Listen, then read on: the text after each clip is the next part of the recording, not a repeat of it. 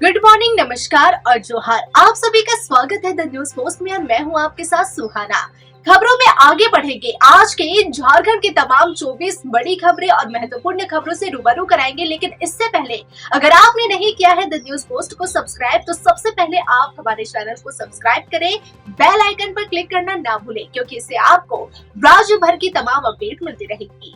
तो चलिए शुरू करते हैं आज की महत्वपूर्ण खबरों से। जेएसी ने विज्ञान और हिंदी की परीक्षा पूरे राज्य में रद्द कर दी है। बता दें कि पहले ही कोडरमा में पेपर लीक होने का मामला सामने आया था। मामले की जांच हुई तो जैक बोर्ड ने इसे सही पाया, जिसके बाद अब परीक्षा रद्द कर दी गई है। आपको बता दें कि 10वीं विज्ञान का प्रश्न पत्र वायरल होने का दावा किया गया था, लेकिन आज की परीक्षा का प्रश्न पत्र हूबहू वैसा ही पाया गया। अब परीक्षा का प्रश्न पत्र लीक होने को लेकर हंगामा जारी है। कोडरमा से प्रश्न पत्र लीक होने की बात सामने आ रही है। कहा जा रहा है कि मामले की जांच के लिए एसआईटी का गठन किया जाएगा। कोडरमा डीईओ अविनाश राम ने बताया कि मामला उनके संज्ञान में आया है। बताया जा रहा है कि लीक हुआ प्रश्न पत्र व्हाट्सएप ग्रुप में 350 रुपए में बेचा गया था। मामले को लेकर जैक अध्यक्ष का बयान सामने आ गया है। उन्होंने कहा कि कोडरमा और गिरिडीह से प्रश्न पत्र वायरल हुआ है, जिसके बाद जिला प्रशासन से जवाब मांगा जाएगा। झारखंड में मैट्रिक का 2 पेपर लीक होने से सियासत गर्मा गई है। विपक्ष ने राज्य सरकार को आड़े हाथों लेते हुए तीखा हमला बोला। बीजेपी के प्रदेश अध्यक्ष बाबूलाल मरांडी ने निशाना साधते हुए कहा कि पेपर लीक माफिया के रूप में कुख्यात हेमंत सरकार ने झारखंड को फिर से शर्मसार कर दिया है। शायद यह पहली बार है कि झारखंड में मैट्रिक परीक्षा का पेपर लीक हुआ है। सुबह से विज्ञान विषय का पेपर सोशल मीडिया पर वायरल हो रहा था। परीक्षा शुरू होने के बाद जब प्रश्न पत्र से मिलान किया गया तो हूबहू मिल गया। इसके साथ ही यह भी कहा गया कि पूरी संभावना है कि जेएसएससी सीजीएल परीक्षा का पेपर लीक करने वाले मुख्यमंत्री हेमंत सोरेन के करीबी गिरोह ने ही मैट्रिक परीक्षा पेपर लीक कांड को अंजाम दिया है।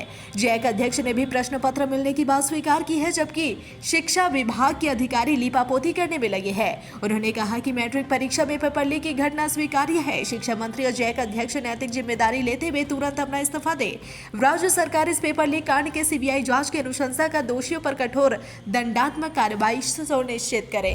झारखंड भाजपा के प्रदेश प्रवक्ता अजय शाह ने भाजपा मुख्यालय में आयोजित प्रेस वार्ता के दौरान हेमंत सोरेन सरकार पर तीखा हमला बोला। उन्होंने आरोप लगाया कि झारखंड सरकार देश भर में जरूरतमंदों को लाभ पहुंचाने वाली आयुष्मान भारत योजना को बंद करने की तैयारी कर रही है। अजय शाह ने स्वास्थ्य विभाग द्वारा जारी आदेश का हवाला दिया, जिसमें आयुष्मान भारत मुख्यमंत्री जन आरोग्य योजना के तहत निजी अस्पतालों को सूचीबद्ध करने के लिए नए नियमों का प्रावधान किया गया है। इस आदेश के बाद अब केवल उन्हीं अस्पतालों को इस योजना के तहत शामिल किया जाएगा जिनमें शहरी क्षेत्रों में कम से कम 50 बेड और ग्रामीण क्षेत्रों में न्यूनतम 30 बेड की सुविधा होगी।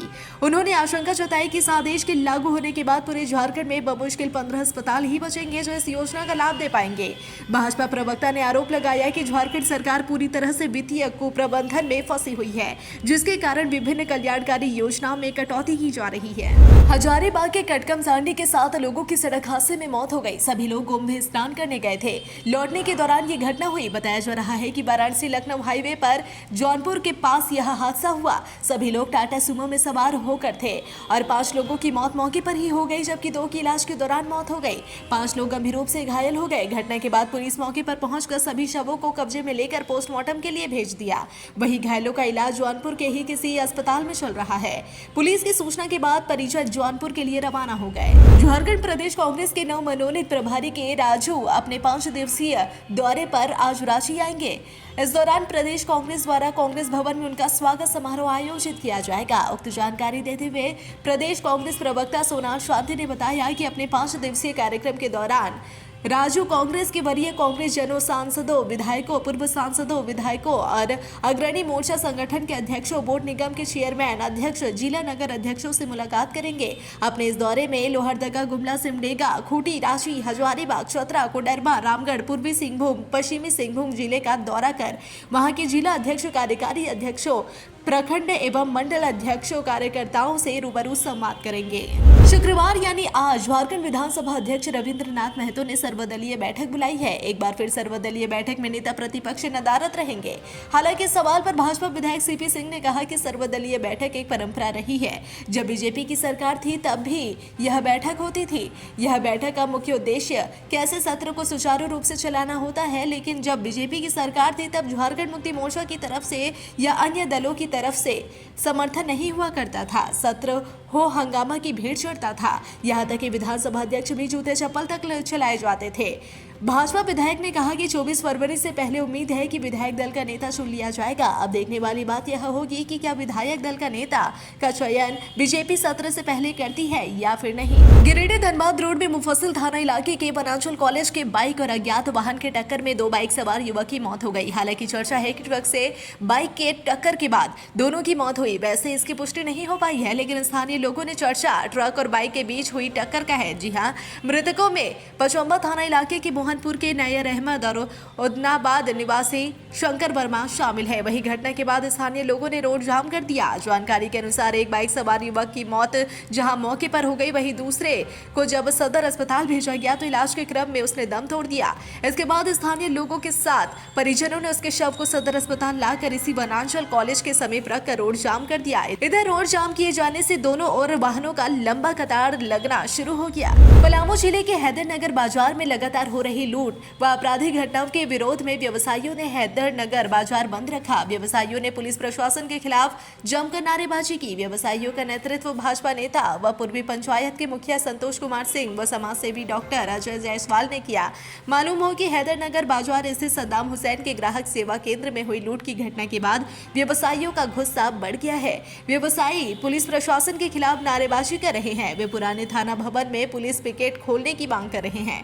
प्रदर्शन का नेतृत्व कर रहे संतोष कुमार सिंह ने कहा कि एक तरफ हैदरनगर बाजार में लगातार आपराधिक व लूट की घटनाएं हो रही है। घटनाओं को सुलझाने की बजाय प्रशासन अवैध बालू व बाइक की चेकिंग का धन उगाही में व्यस्त है। देवघर का हाट कहे जाने वाला टावर चौक जहां दिन हो या रात हमेशा लोगों की चहलकदमी रहती है। दिन में तो टावर से आजाद चौक तक खचाखच भीड़ रहती है। टावर चौक और इसके इर्द गिर्द कई ऐसे भवन है जो काफी जर्जर हो गया है। ऐसे में कभी भी यह भवन गिर सकता है। भवन गिरने से अप्रिय घटना घटने से इनकार नहीं किया जा सकता। ऐसे में एहतियात के तौर पर भवन मालिकों को नगर निगम द्वारा लगातार नोटिस भेजकर भवन मरम्मत करने का निर्देश दिया गया था, लेकिन इन नोटिसों का मकान मालिक पर कोई असर नहीं देखा गया। 26 फरवरी को महाशिवरात्रि है। देवघर में इस अवसर पर भव्य शिव बारात निकाली जाती है। इस बारात को देखने के लिए देश विदेश से लोग आते हैं। इस दिन में अप्रत्याशित भीड़ उमड़ती है। आलम यह होता है कि लोग घर के छत पर चढ़ जाते हैं। जिला प्रशासन को आशंका है कि जर्जर भवन के छत पर लोगों के जुटने से कहीं बड़ा हादसा न हो जाए, इसलिए एहतियात के तौर पर आज से जर्जर हो चुके भवन को तोड़ा गया। टावर और इसके इर्द गिर्द 9 ऐसे जर्जर भवन है जिसे तोड़ने की बहुत आवश्यकता है। आज सुबह से नगर निगम द्वारा जर्जर भवनों को जेसीबी से तोड़ा गया। इस मौके पर एसडीएम रवि कुमार सहित नगर निगम के अधिकारी मौजूद रहे। खबर रामगढ़ जिले का है। यहाँ सिरका ए टाइप क्वार्टर में रहने वाले सीसीएल कर्मी अखिलेश कुमार 3 दिन पूर्व अपने वृद्ध मां संजू देवी को घर में बंद कर अपनी पत्नी और बच्चों के साथ कुंभ स्नान के लिए प्रयागराज चले गए। वृद्ध मां किसी तरह 2 दिन तो काट ली, लेकिन तीसरे दिन वह घर के अंदर से रोने बिलखने और चिल्लाने लगी। यहाँ तक कि जब खाना खत्म हो गया तो बूढ़ी मां ने प्लास्टिक खाने को मजबूर हो गई। जी हाँ, पड़ोसियों ने जब घर के अंदर से रोने की आवाज सुनी तो बूढ़ी औरत की बेटी को इसकी जानकारी दी। संजू देवी की बेटी चांदनी मौके पर पहुंची और रामगढ़ पुलिस की मदद से अपनी मां को सीसीएल अस्पताल नई सराय में भर्ती कराया गया। बताया गया कि अखिलेश की मां बीमार थी, इसलिए वह उन्हें कुंभ स्नान के लिए साथ नहीं ले गए। अखिलेश पत्नी संग अपने सास ससुर को लेकर कुंभ स्नान के लिए ले गया। हालांकि अखिलेश ने बताया कि मां की तबीयत खराब होने के कारण वह उन्हें साथ नहीं ले गया और उनके खाने पीने का इंतजाम कर दिया गया था। पड़ोसियों ने बताया कि घर के बाहर ताला लगा हुआ था। फिलहाल रामगढ़ पुलिस मामले की जांच कर रही है। संजू देवी का इलाज सीसीएल अस्पताल में चल रहा है। बेटा अखिलेश अभी कुंभ से वापस नहीं लौटा है। कुंभ स्नान के लिए प्रयागराज जाने वालों की भीड़ कम होने का नाम ही नहीं ले रही है। महाशिवरात्रि तक कुंभ स्नान होना है। एक दिन तक लगभग यही स्थिति रहेगी। इधर कुंभ मेले के लिए चलाई जा रही विशेष ट्रेनों की बढ़ती संख्या अब नियमित ट्रेनों से चलने वाले आम यात्रियों के लिए परेशानी बनती जा रही है। कुंभ स्पेशल ट्रेनों को दी जा रही तरजीह ने दूसरे ट्रेनों के टाइम टेबल को बिगाड़ दिया है। जबरदस्त ट्रैफिक बढ़ने से धनबाद होकर चलने वाली ट्रेनों का परिचालन बुरी तरह से प्रभावित है। राजधानी सहित अन्य सभी सुपरफास्ट ट्रेन रोज 10 से 18 घंटे तक लेट आ रही है। कई ट्रेनों को रास्ते में घंटों रोक दिया जा रहा है तो कई ट्रेनों को पूरी तरह से रद्द कर दिया जा रहा है। ट्रेनों के लेट आने और रद्द होने की वजह से यात्री अब नियमित ट्रेनों पर यात्रा नहीं करना चाहते। वह अपना टिकट रद्द करवा लेना ही बेहतर समझ रहे हैं। आम यात्रियों को कुंभ स्नान तक इस भीड़ से राहत मिलने की उम्मीद नहीं दिख रही। धनबाद रेलवे स्टेशन पर बुधवार की रात भी यात्रियों की भीड़ उमड़ पड़ी। झारखंड सरकार के ग्रामीण विकास विभाग की मंत्री दीपिका सिंह पांडे गुमला दौरे पर है। इस दौरान परिसदन भवन में जिले के तमाम पदाधिकारी के साथ ग्रामीण विकास विभाग से जुड़े तमाम पदाधिकारी के साथ एक समीक्षा बैठक की गई। इस दौरान उन्होंने पदाधिकारी को कई दिशा निर्देश दिया। उन्होंने यह भी बताया कि गुमला जिला का जो कार्यशैली है वह अब निश्चित रूप से पूरे राज्य में बेहतर स्थिति में है, ऐसे में और सही तरीके से करने की आवश्यकता है। वहीं कई मुद्दों पर पत्रकारों से बातचीत करने के क्रम में उन्होंने बताया कि उनका विभाग प्रयास कर रहा है कि कैसे जो सरकार की तमाम योजनाएं हैं जो ग्रामीण विकास विभाग के माध्यम से संचालित हो रही है वह समय पर लोगों को मिल सके, इसका पूरा प्रयास किया जा रहा है। वहीं मंत्री ने यह भी बताया कि निश्चित रूप से जिस तरह से लोगों को कई बार किसी कार्य के लिए कई तरह के चक्कर लगाने पड़ते हैं उसको विराम लगाने की आवश्यकता है। 4 पहिया वाहन लूट कर भागे अपराधी, बंगाल पुलिस को पीछा करते देख गाड़ी को गिरिडीह के बिड़नी में छोड़कर फरार हो गए। बंगाल पुलिस इस दौरान जीपीएस के सहारे ही अपराधियों तक पहुंचने में सफल तो रही है, लेकिन पुलिस उन तक पहुंच पाती और उन्हें गाड़ी के साथ दबोचती इससे पहले ही अपराधियों ने लूटे गए गाड़ी को बिड़नी के गुणीटांड गांव में छोड़कर फरार हो गए। अपराधियों की गाड़ी छोड़कर फरार होता देख बाजार में लोगों की भीड़ भी हैरान रह गई कि क्या हुआ।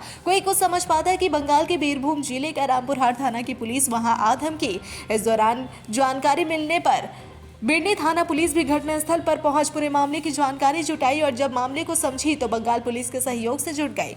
हालांकि जानकारी मिलने के बाद सरिया थाना पुलिस भी गुंडीटांड पहुंची। जी हां, और रामपुरहाट थाना पुलिस के साथ जिले के दोनों थानों की पुलिस अपराधियों को दबोचने में जुटी। जानकारी के अनुसार इसी रामपुरहाट थाना इलाके से अपराधियों ने एक गाड़ी को बुक किया था, लेकिन बुक करने के बाद उसे रामपुरहाट से कुछ दूर ड्राइवर से गाड़ी को लूट कर फरार होने लगे और गिरिडीह की ओर घुस गए। लेकिन इसी बीच रामपुरहाट थाना पुलिस को सूचना मिलने के बाद जीपीएस के सहारे अपराधियों का पीछा करना शुरू कर दिया और पीछा करते हुए बिड़नी पहुंच गए। दुमका के बासुकीनाथ धाम में महाशिवरात्रि की तैयारी जोरों शोरों से चल रही है। तैयारी की समीक्षा के लिए मंदिर कार्यालय सभागार में एक बैठक आयोजित की गई। बैठक में प्रशिक्षु आईएएस, एसडीएम, जरमुंडी एसडीपीओ, अंचलाधिकारी, थाना प्रभारी समेत अन्य विभागों के पदाधिकारी मौजूद रहे। बैठक में महाशिवरात्रि के भव्य आयोजन को लेकर सभी विभाग के पदाधिकारियों के साथ विचार विमर्श किया गया।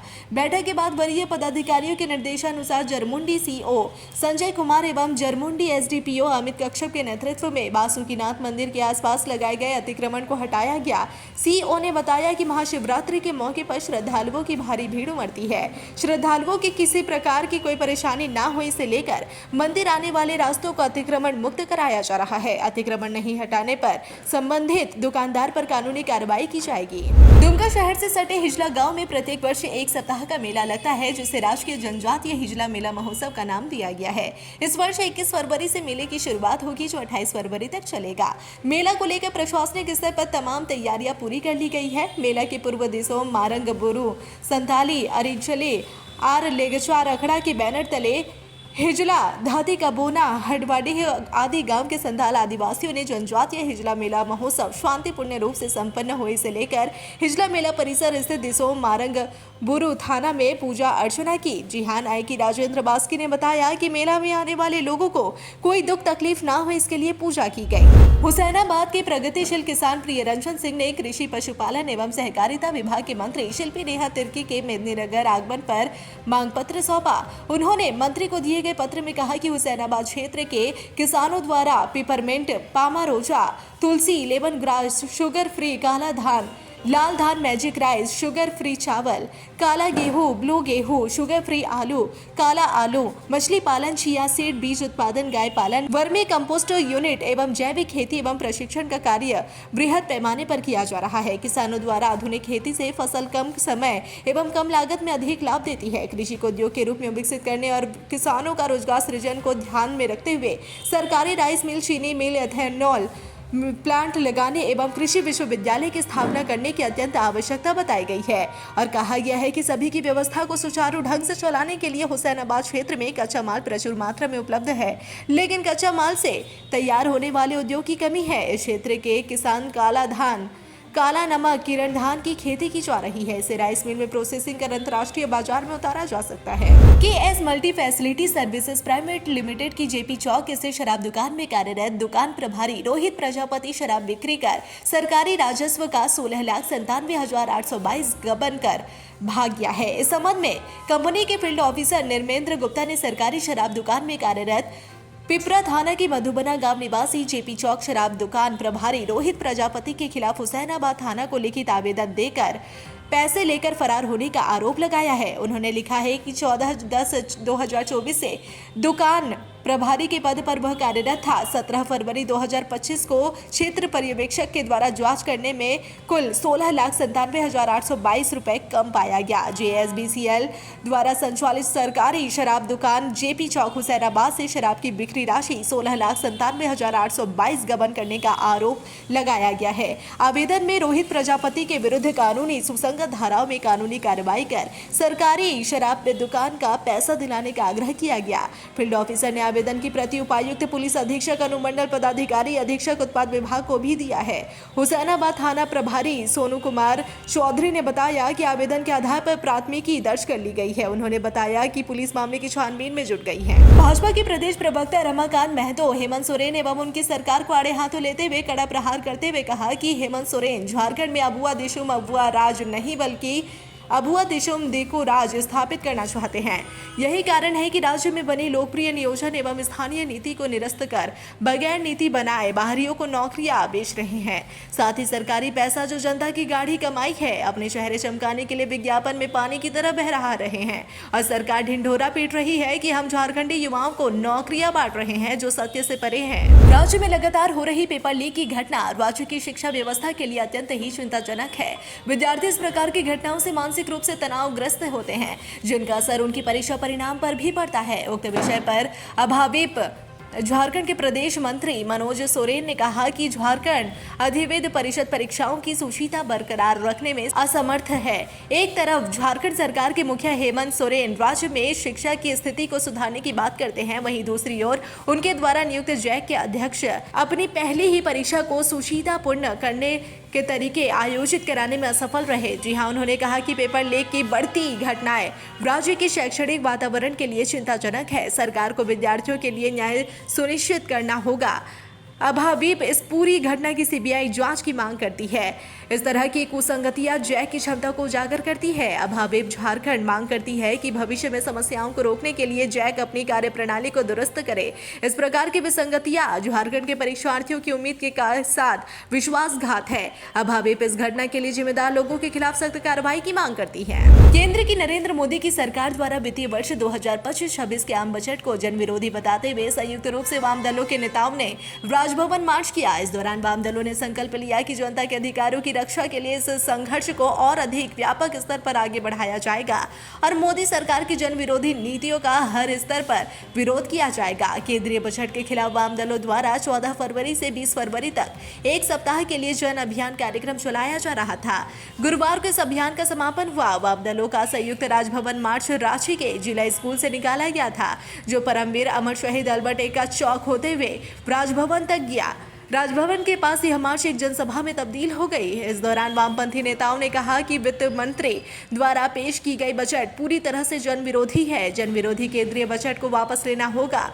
वामपंथी नेताओं ने कहा कि कारपोरेट के पक्षपाती बजट को राज्य में नहीं चलने दिया जाएगा। उन्होंने कहा कि मनरेगा में बजट बढ़ाने, शिक्षा पर GDP का 6% खर्च करने, स्वास्थ्य क्षेत्र में बजट वृद्धि करने, रोजगार का निजीकरण बंद करने सहित कई मांगे की गई। छत्तीसगढ़ में हुए नक्सली हमले में पलामू का लाल शहीद हो गया। 11 फरवरी को छत्तीसगढ़ के दंतेवाड़ा में IED विस्फोट में पलामू के लेस्लीगंज के रहने वाले महिमा शुक्ला गंभीर रूप से जख्मी हो गए थे। महिमा शुक्ला केंद्रीय रिजर्व पुलिस बल में हवलदार के रूप में तैनात थे।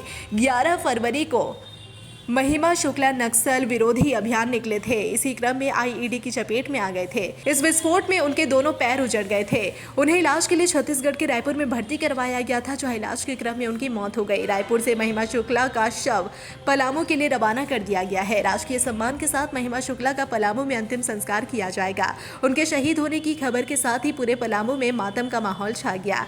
पैतृक गांव कामल केडिया में मातम पसर गया है। महिमा शुक्ला लंबे वक्त से छत्तीसगढ़ में नक्सल विरोधी अभियान में तैनात थे। वह 10 दिनों तक अस्पताल में भर्ती रहे थे। भाजपा के प्रदेश अध्यक्ष बाबूलाल मरांडी ने सुप्रीम कोर्ट में अवमानना याचिका दायर की है। उन्होंने झारखंड सरकार द्वारा अनुराग गुप्ता को नियमित DGP बनाए जाने पर सवाल उठाया। 24 फरवरी को याचिका की लिस्टिंग की संभावना जताई जा रही है। उन्होंने इस केस में राज्य की मुख्य सचिव अलका तिवारी, गृह विभाग की प्रधान सचिव वंदना डाडेल, DGP अनुराग गुप्ता, सेवानिवृत्त सह नॉमिनेशन कमेटी के चेयरमैन जस्टिस रत्नाकर भेंगरा और पूर्व DGP नीरज सिन्हा को प्रतिवादी बनाया है। बाबूलाल मरांडी की ओर से सुप्रीम कोर्ट के अधिवक्ता कुमार मिहिर ने 13 फरवरी को माना याचिका दायर की है। जम्मू कश्मीर के उपराज्यपाल मनोज सिन्हा 2 दिवसीय दौरे पर रांची के विकास भारती पहुंचे और जहां भाजपा के प्रदेश अध्यक्ष बाबूलाल मरांडी ने मोमेंटो देकर उनका स्वागत किया। इस अवसर पर विकास भारती के प्रमुख अशोक भगत, प्रदेश संगठन महामंत्री कर्मवीर सिंह, चतरा सांसद कालीचरण सिंह, रांची के विधायक सीपी सिंह, हटिया विधायक नवीन जायसवाल समेत कई गणमान्य लोग मौजूद थे।